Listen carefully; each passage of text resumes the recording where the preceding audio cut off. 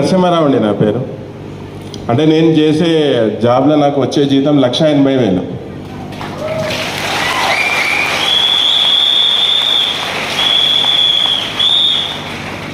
అంటే 1,80,000 అందరంటే ఎక్కువ జీతం అనుకుంటాను. నేను కూడా ఎక్కువ అనుకున్నా, కానీ ఎప్పుడే వెస్టేజ్ వచ్చిన తర్వాత ఈ జీతం తక్కువ అనిపిస్తుంది. ఎందుకంటే నేను వెస్టేజ్లో స్టార్టింగ్ అంటే ఒక 7-8 months బ్యాక్ ఇట్లా మీటింగ్స్కి వచ్చినా నేను.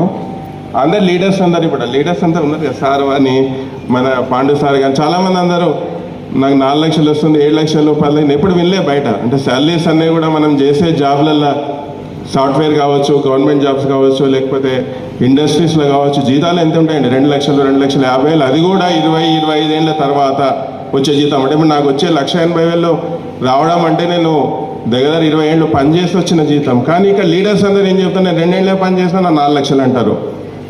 ఇప్పుడు నాకు వచ్చే జీతం 1,80,000 అంటున్నా. ఇప్పుడు నాకు నెక్స్ట్ ఇయర్ అంటే డిసెంబర్ అంటే ఒక 6 months అనుకోండి, 6 months జీతం ఎంత అంటే ఏం చెప్తా, ఒక 5,000 ఎక్కువ అని చెప్తా. కానీ ఇక్కడ లీడర్స్ ఏం చెప్తానంటే నా 2 లక్షలు, నా డ్రీమ్ 4 లక్షలు అంటారు, 5 లక్షలు అంటారు, 10 లక్షలు అంటారు.